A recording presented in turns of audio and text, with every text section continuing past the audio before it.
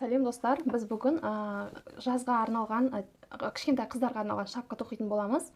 Ол үшін видеоны соңына дейін өткізбей қараңыздар. Өте оңай тоқылады, өте тез тоқылатын шапка.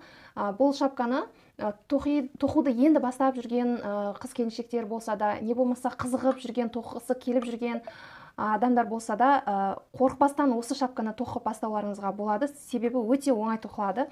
Сондықтан да видеоны соңына дейін айналдырмай, өткізіп алмай қараңыздар. Сонымен мен Alize Cotton Baby осындай жіпті алдым. Мұнда 100 граммда 270 метр. Ары қарай құрамы 50% хлопок, 50% акриль. Егер сіздер сыммен тоқитын болсаңыздар, 3-те 4 сым алсаңыздар болады, 3-4 номерлі. Егер крючокпен тоқитын болсаңыздар, 2-3 крючок алсаңыздар болады. Мен қазір 2-де 5 крючок алып отырмын. Қазір мен мынау емес, мынандай түспен тоқимын. Екеуі бір жіп, түстері ғана өзгеше. Сонымен ары қарай біз бастаймыз. Яғни ең бірінші 6 ауа ілмегін тоқып аламыз. Воздушная петля деп айтады, түсінбесеңіздер. 6 ауа ілмегін іліп аламыз. 2, 3, 4, 5, 6 ілмекті іліп алдым. Енді мынау ең бірінші тұрғанға мынау соңғы ілмекті екеуін біріктіремін. Соңғы ілмекке біріктіремін. Бізде мынандай осылай круг шығу керек. Ары қарай 1, 2, 3 ауа ілмегін тоқимыз. Петля с накидом тоқу керек. Жалпы ары қарай 15, мына тесіктің ішіне, мына кругқа біз 15 столбик с накидом тоқимыз. Яғни столбик с накидом мен қалай тоқу керектігін алдыңғы сабақтарда көрсеткен болатын сіздерге. Соны ашып қарасаңыздар болады. Не болмаса осы видеоның астына мен ссылка тастап кетемін, соны ашып қараңыздар. Мына біз 3 воздушный петля іліп алдық қой. Енді ары қарай осы кругтың ішіне столбик с накидом 15 рет тоқып аламыз. Яғни міне бірінші. Мынау біреу болып саналады, ол соңында 16-шы болып кетеді. Қазір біз 15 ілмек тоқып алуымыз керек. Мына бірінші тоқыдық. Мынау 3 ілмектен кейінгіні 1 ілмек. Накид. Екінші столбик с накидом. Накид. Үшінші столбик с накидом. Осылай. Осы кругтың ішіне тоқып аламыз 15 столбик с накидом. Міне мен тоқып алдым. 15 столбик с накидом тоқып алдым. Ал мынау басындағы 3 воздушная петля тоқыдық қой, сонымен 16 столбик осы жерде қазір бар. Енді біз кругты аяқтаймыз. Ол үшін бағана біз іліп алған, міне мынау 3 воздушная ілмек іліп алдық қой. Осының үшіншісіне әкеліп аяқтаймыз. Міне мынау соңғы ілмектің үстінен өткіземіз. Ары қарай біз 3 ауа ілмегін тоқимыз, воздушная петля. Және осы жерге, жаңағы біз кругты аяқтадық қой, дәл осы жерге мына 3 ілмек, воздушный ілмек тоқып алғаннан кейін тағы да бір воздушный ілмек тоқып аламыз. Ары қарай накид, содан кейін осы аяқтаған ілмекке тоқимыз. Міне осылай болу керек. Бір ауа ілмегін тоқимыз. Келесі ілмекке тоқымаймыз. Одан кейінгі мына ілмекке тоқимыз. Накидпен бір столбик с накидом тоқимыз. Воздушная петля. Осы ілмектің ішіне тағы да столбик с накидом тоқимыз. Воздушная петля. Бір ілмек ортасынан бір петляны қалдырамыз. Келесі петля ілмекке тоқимыз. Столбик с накидом тоқимыз. Тағы бір воздушный петля. Осы ілмектің ішіне тағы да столбик с накидом тоқимыз. Бір воздушный ілмек іліп аласыздар. Келесі мына ілмекке тоқымайсыздар. Одан кейінгі ілмекке столбик с накидом тоқимыз. Осылай соңына дейін тоқисыздар. Арасына воздушный ілмекті ілуді ұмытпайсыздар.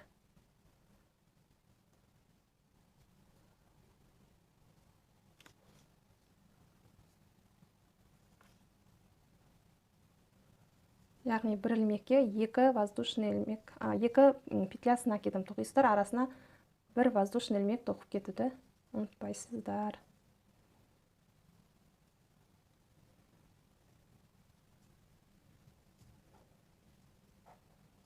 міне осылай өздеріңіз соңына дейін тоқисыздар. Міне осылай шығу керек.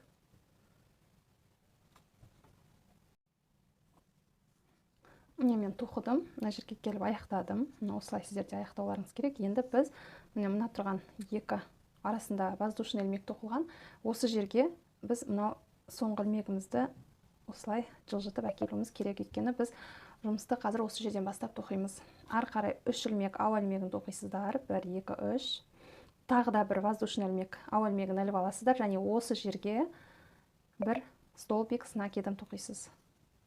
Ары қарай бір воздушный петля, ары қарай келесі мына жерге столбик с накидом тоқимыз. Бір воздушная петля, тағы да осы жерге столбик с накидом тоқимыз.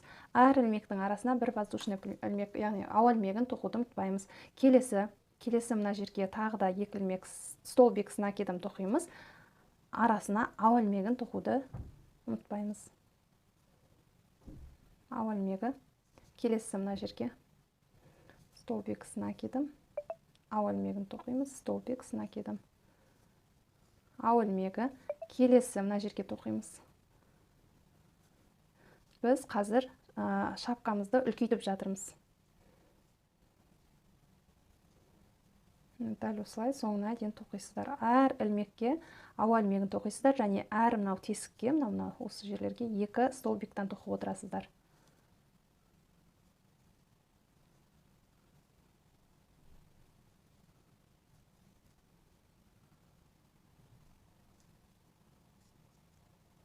Мына жерде мен уже бір ілмек қылып қойыппын. Мына жерге бір-ақ столбик с накидом тоқып қойыппын. Сондықтан сіздер де осылай қателесіп кетпеңіздер. Қарап отырыңыздар артына.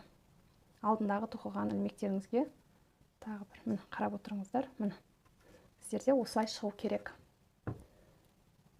Қарап алыңыздар. Ары қарай соңына дейін осыны қайталап тоқыңыздар өздеріңіз. Міне мен тоқыдым. Енді ары қарай төртінші рядымызды тоқимыз. 3 ілмек ауа ілмегін тоқимыз, және тағы бір воздушный ілмек тоқып аламыз. Енді біз мына жерде мына жерге бір тесікке екі ілмек, екі столбик с накидом тоқыдық қой. Мына жерде, енді осының арасынан тоқып отыратын боламыз. Накидпен 3 столбик тоқимыз. Арасына воздушный ілмек тоқымаймыз. Столбик с накидом. 3 столбик с накидом тоқыдым. Бір воздушный ілмек іліп аламыз. Келесі мына екі столбик с накидымның ортасына тоқимыз. 3 столбик с накидом тоқып аламыз.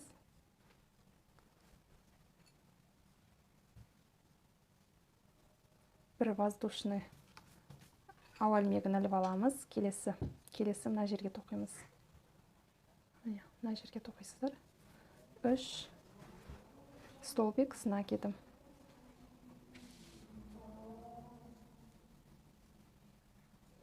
Бір ауа ілмегін тоқисыздар. Келесі мына жерге 3 столбик с накидом тоқисыздар.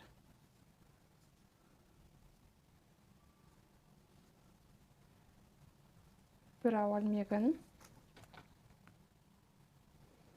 Келесі мына жерге 3 столбик с накидом.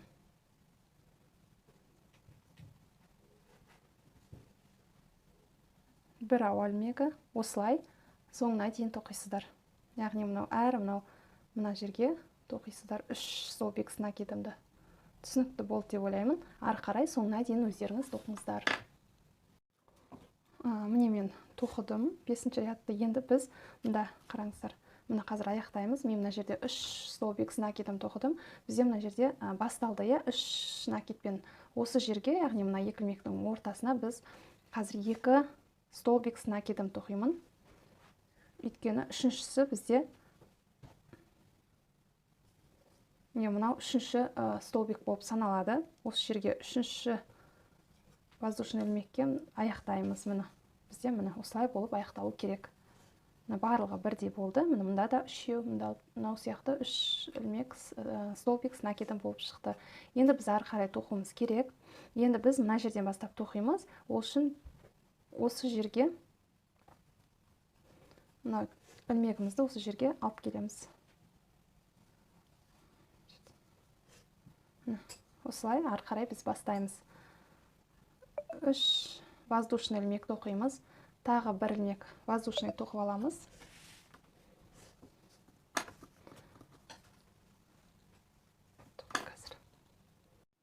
Енді біз ары қарай 5-ші рядты тоқимыз. Жаңағы алдындағы 4-ші ряд болды. Енді 5-ші рядымызда 3 ілмек ауа ілмегін тоқимыз. Және осы жерге тағы да столбик. Бұл жерге уже тек қана 3 ауа ілмегін тоқисыздар. Ары қарай тағы 2 столбик с накидом осы жерге тоқимыз. Міне. Бір ауа ілмегін тоқып аламын. 2 ауа ілмегін тоқимыз уже ары қарай. 2 ауа ілмегін тоқисыздар. Енді келесі мынау арасындағы 3 столбик с накидом тоқыдық қой. Осының арасындағы бір воздушный ілмек ілген ортасына тағы да 3 столбик с накидом тоқимыз.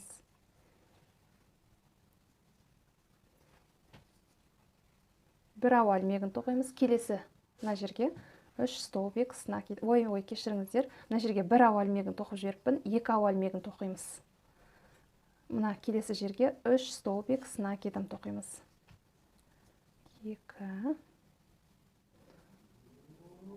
3 2 ауа ілмегін тоқимыз. Мына келесі мына жерге 3 столбик с накидом тоқимыз.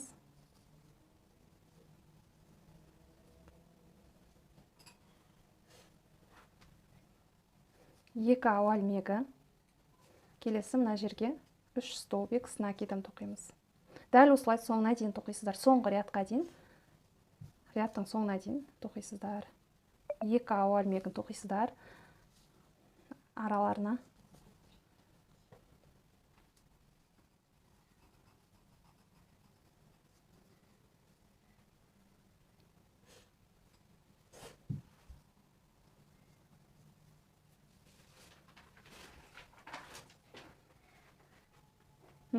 Осылай соңына дейін тоқисыздар. Арасына 2 ауа ілмегін тоқуды ұмытып кетпеңіздер. Әр тесікке 3 столбик с накидом тоқисыздар. Арасына 2 ілмек ауа ілмегін тоқып, соңына дейін тоқисыздар өздеріңіз. Мен 5-ші рядымды аяқтадым. Енді біз 6-ші рядты тоқимыз.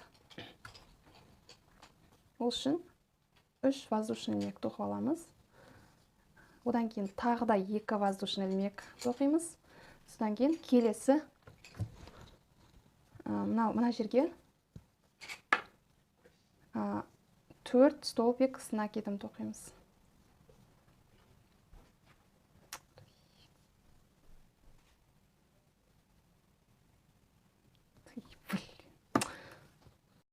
Мен 5-ші рядты тоқып болдым. Енді 6-ші рядты тоқимыз. Ол үшін біз 3 ілмек мына жерге келіп біз аяқтадық. Енді ары қарай 3 ілмек ауа ілмегін тоқимыз. Тағы да 2 ауа ілмегін тоқып аламыз.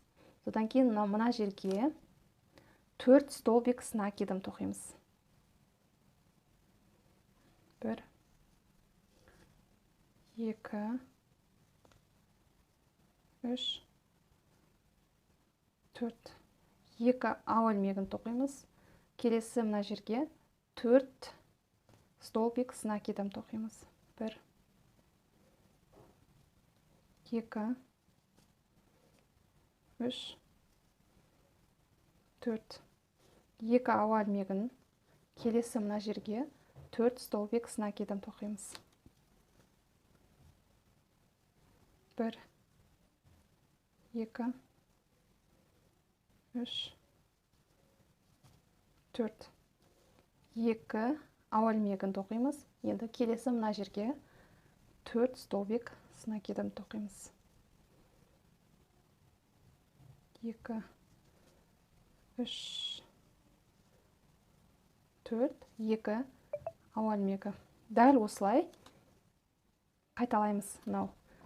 Арасындағы ашық жерге 4 столбик с накидом тоқимыз. Арасына 2 воздушный ілмек тоқып кетуді ұмытпаймыз. Соңына дейін өздеріңіз тоқыңыздар. Мен 6-ші рядымды аяқтап қалдым. Соңына келдім. Енді осы жерде мен сіздерге көрсете салайын. Мына жерде мен 4 жаңағы столбик с накидым тоқыдым, иә. Одан кейін 2 ауа ілмегін тоқып алдым. Енді мен мына жерге келдім. Бізде осы жерден бізде 6-шы ряд басталған болатын. Мына жерде 3 столбик с накидым тоқыдым. Бізде, значит, 1 столбик с накидым бар деген сөз. Енді біз мына жерге бізде 4 болу керек қой. Мұнда мен қазір 3 столбик с накидым тоқимын. Ең соңғы жерге тоқимыз. Мына. Енді соңғы мынау тұрған 3-ші 1 2 3 3-ші ауа ілмегіне әкеліп ілмегімізді аяқтаймыз. Енді барлығында бізде 4 столбик с накидом болып тұр, иә, бірде болып. Енді біз 7-ші рядты бастаймыз. Ол үшін мына ілмекті мына тесікке әкеліп былай ыңғайлап қоямыз ілмегімізді. Өйткені біз осы жерден бастап тоқуымыз керек. Ары қарай 3 ауа ілмегін тоқисыздар. Және осы жерге тағы да 3 столбик с накидом тоқимыз. 1 2 3. Енді біз алдыңғы рядта 2 воздушный ілмек тоқыдық, иә, 2 ауа ілмегін. Енді 3 ауа ілмегін тоқимыз. Ары қарай келесі мына жерге 4 столбик с накидом тоқимыз. 1 2 3 4. 3 ауа ілмегін. 1 2 3. Ары қарай келесі мына жерге біз 4 ауа ілмегін, 4 столбик с накидом тоқимыз.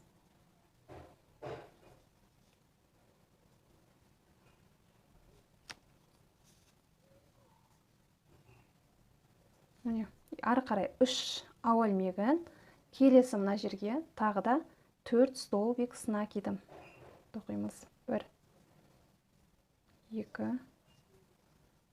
3 4.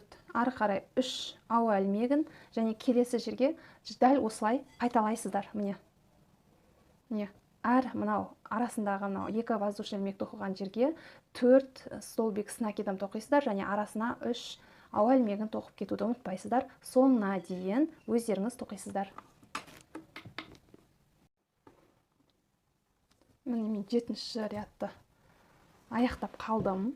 Енді қараңыздар, міне соңғы мына тесікке 4 воздушный ілмек тоқыдым. 4 столбик с накидом тоқыдым. Ары қарай 3 столбик воздушный ілмек тоқып аламын да, мына жерге келіп, яғни мына 3-ші воздушный ілмекке келіп аяқтаймын. Мына осылай рядты бітіремін. 7-ші рядты. Мен ары қарай 8-ші рядты тоқимын. Ол үшін 3 ауа ілмегін тоқимыз.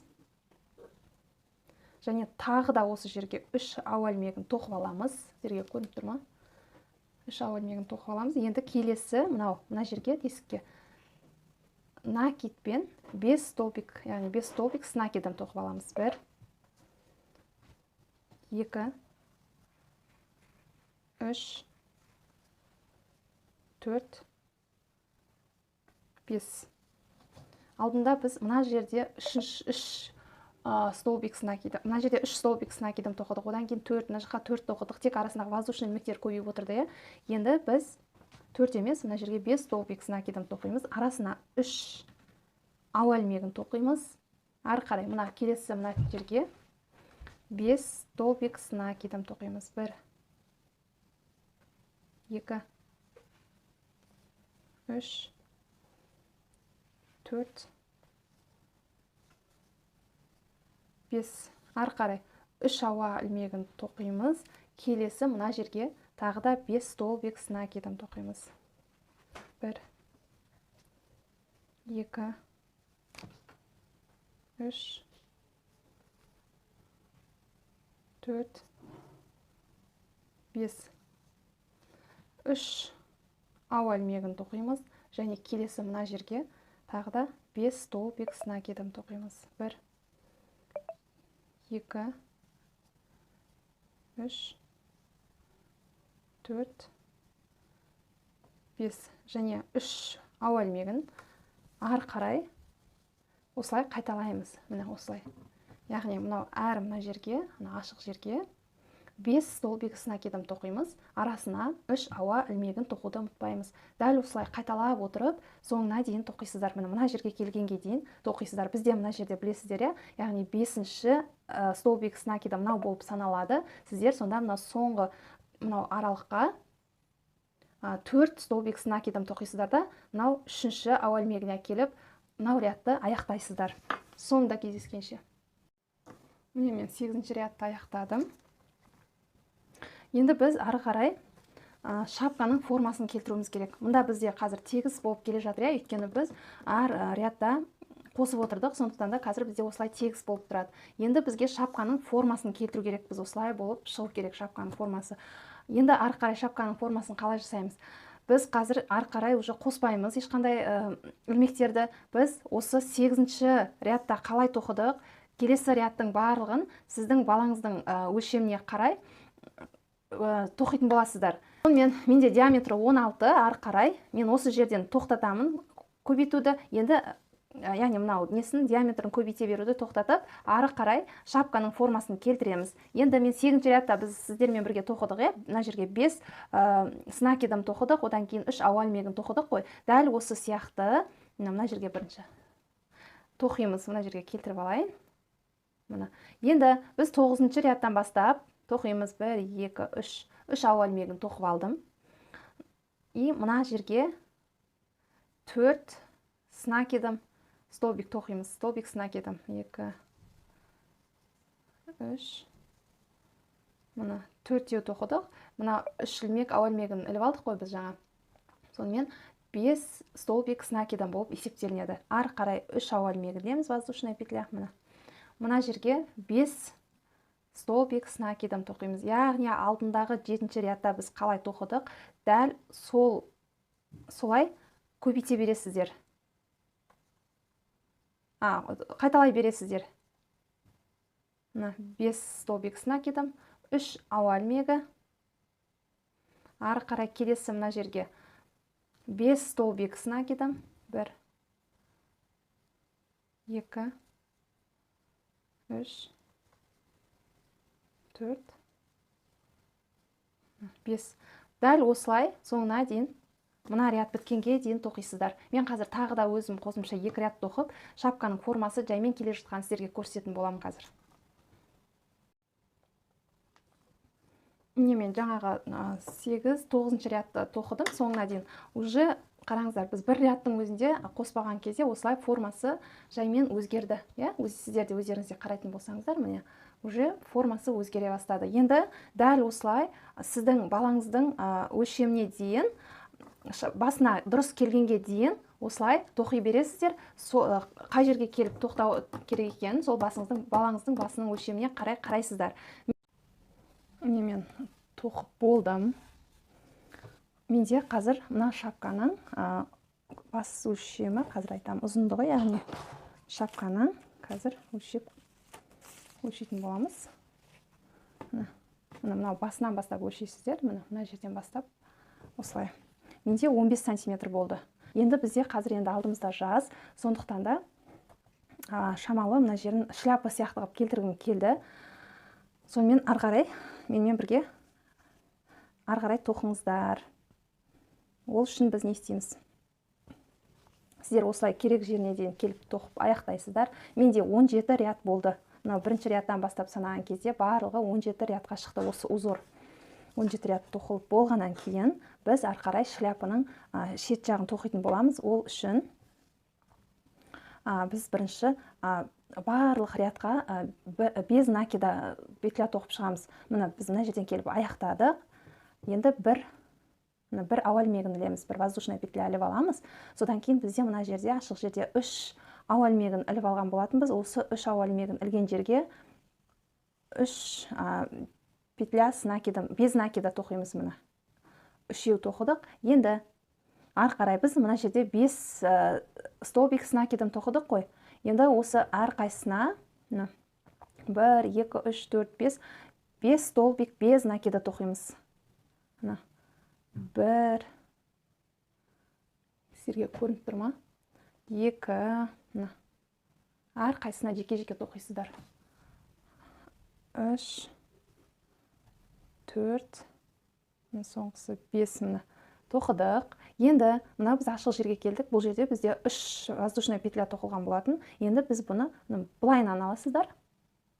Осылай 3 без накида петля. 3 столбик тоқып шығамыз міне. Үшеу тоқыдым. Ары қарай 1, 2, 3, 4, 5. Міне. Ары қарай келесі мына жерге 3 столбик без накида тоқимыз. 2, 3. Осылай, осы біткенге дейін, осы ряд аяқталғанға дейін осылай бірінші тоқып аламыз без накида барлығын. Содан кейін ары қарай қалай тоқылу керек екенін сіздерге көрсететін боламын. Ары қарай өздеріңіз соңына дейін, мына жерге дейін, мына жерге дейін тоқып шығасыздар.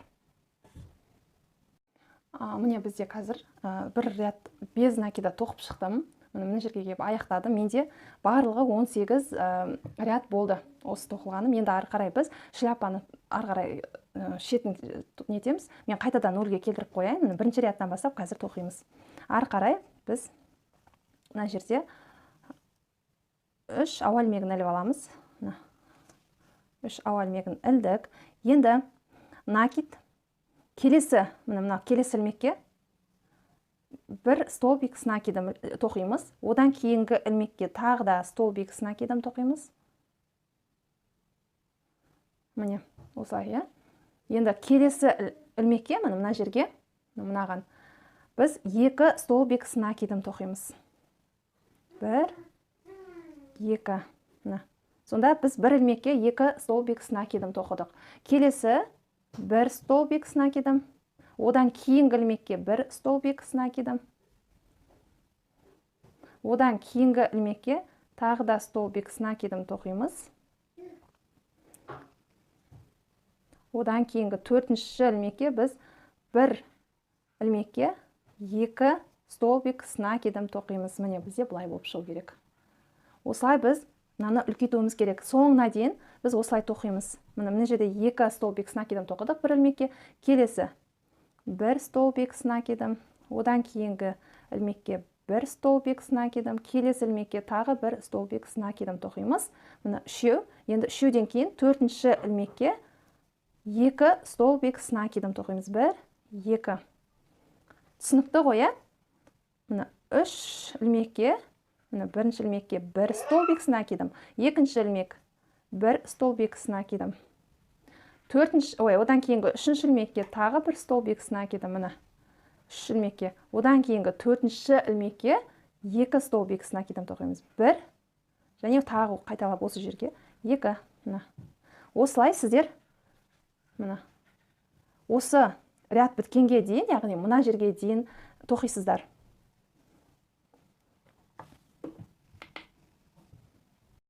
Міне қараңыздар, екінші рядты тоқыдым мен.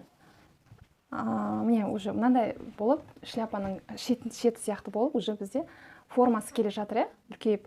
Енді біз ары қарай 3-ші рядты тоқимыз. Ол үшін былай жасаймыз. Біз екінші рядта біз 3 столбик с накидом тоқыдық та, 4-ші рядта 2 столбик с накидом тоқыдық, бір ілмекке. Енді ары қарай 3-ші рядты тоқып жатырмыз. 3 ілмек, воздушный ілмек тоқып аламыз. Ары қарай накид, келесі ілмекке тоқимыз. 1 столбик с накидом, келесі, одан кейінгіге тағы 1 столбик с накидом, одан кейінгі ілмекке тағы да 1 столбик с накидом. Бұл жерде уже бізде 4 столбик с накидом, содан кейін 5-ші ілмекке 2 столбик с накидом тоқимыз. Міне. Біз алдында 3 столбик с накидом тоқыдық ар ілмекке, 4-ші ілмекке біз 2 столбик с накидом тоққан болатынбыз, ал бұл жолы 4 ілмектен кейін тоқимыз. Яғни бір ілмек уже біз үлкейттік. Бізде келесі, мына жерде біз бір ілмекке 2 столбик с накидом тоқыдық. Ары қарай 1 столбик с накидом, келесі ілмекке тағы 1 столбик с накидом, одан кейінгі ілмекке тағы да 1 столбик с накидом, келесі 4-ші ілмекке тағы 1 столбик с накидом тоқыдым. Енді 5-ші ілмекке уже 2 столбик с накидом тоқимыз. Міне, осылай. Көрініп тұр ма? Мұнда 4 ілмек, 1 столбик с накид, 2 столбик с накидом 1 ілмекке тоқыдық, Одан кейін 1, 2, 3, 4 4 столбик с накидом тоқыдық. Одан кейінгі уже ілмекке біз 2 столбик с накидом 1 ілмекке тоқыдық. Дәл осылай соңына дейін осы 3-ші рядты осылай тоқисыздар. 1 2 3 4 столбик с накидом тоқып болғаннан кейін уже біз 5-ші ілмекті тоққан кезде 1 столбик с накидом және осы жерге 2-ші столбик с накидом тоқимыз. Мына дәл осылай бізде шляпамыздың шеті осылай болып келу керек. Енді жаздың шапкасы болғандықтан мен бұны шляпа қылып тоқитын болып шештім, өзім тоқып жатып, өйткені баланың бетіне күн түседі. Ары қарай біз осыны дәл осы жаңағыдай етіп, соңына дейін, яғни мына жерге дейін тоқисыздар. Біз қазір 3-ші рядты тоқып жатырмыз. Ары қарай қазір 4-ші рядта сіздермен бірге тоқитын боламыз. Міне бізде осылай әдемі болып тұр. Шықты. Егінің бар, шляпаның шетінің бар, осылай шықты. Қазір мен сіздерге ары қарай қалай тоққанымды көрсетейін. Біз мына жерде өздеріңіз тоқып болдыңыздар ғой, арасына 4-еу тастап кеттіңіздер. 1, 2, 3, 4, 5-шісінде біз уже 1 ілмекке 2 столбик с накидом тоқыдық. Мен одан кейінгі рядты да тоқып қойдым. Яғни біз алдындағы мынада ең бірінші рядта біз 3-еу тоқыдық арасына, 3-еуден кейін барып біз 2 столбик с накидом 1 ілмекке тоқыдық. Одан кейінгі рядта, 2-ші рядта біз 4 столбик с накидом тоқып аламыз да, 5-шісінде қостық. 1 ілмекке 2 столбик с накидом тоқыдық. Одан кейін 3-ші рядты мен өзім уже тоқып алдым. Ол жерде уже мына жерде тоқыдық. 1, 2, 3, 4, 5 столбик с накидом тоқып аламыз. Одан кейін 6-шысында уже біз 2 столбик с накидом 1 ілмектің ішіне тоқитын боламыз. Яғни 1 ілмек қосып отырдық. Егер сіздер мына жағы жалпақ болсын десеңіздер, келесі рядта да қосып жасауыңызға болады. 5 емес, уже 6-шыдан кейін тоқуларыңызға болады. Түсінікті болды деп ойлаймын. Мен енді мына жерде 3 рядқа солай қосып жасадым. 4-ші рядта мен ешқандай ілмек қосқан жоқпын. Яғни барлық осы 4-ші рядтың барлығын с накидом тоқып шықтым. Әр ілмекке 1 столбик с накидом тоқып шықтым. Ол жерде ешқандай қосқан жоқпын. Мен қазір міне соңғы жағын аяқтап қалдым. Сіздерге соңғы жағын көрсете салайын деп міне. Мен 4-ші рядта менде уже без изменения тоқыдым. Столбик с накидом әр ілмекке тоқыдым. Бұл жерде қосқан жоқпын. Міне.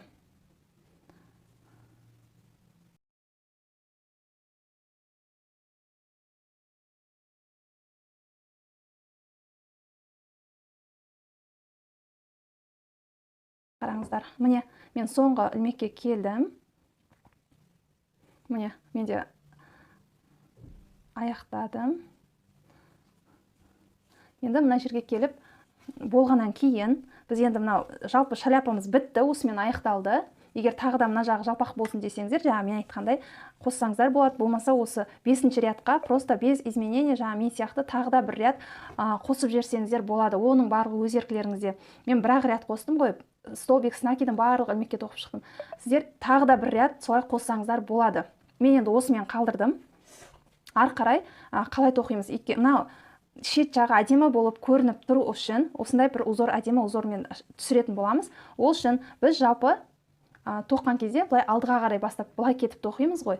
Ал қазір біз мына әдемі узор түсу үшін біз кері қарай тоқимыз, яғни былай қарай тоқитын боламыз. Сондықтан қарап отырыңыз, мына 1 ілмек, воздушный 1 ілмек тоқып аламыз. Содан кейін мына тұрған мына воздушный ілмек, одан кейінгі ілмектен бастап мына 1-ші ілмектен бастап тоқимыз. Яғни кері қарай крючогымызды апарамыз да, мынаны кері аламыз. Тура мына алдыға қарай тоққан сияқты, сіздерге көрініпті ма? Бірақ кері қарай тоқимыз. Әр ілмекті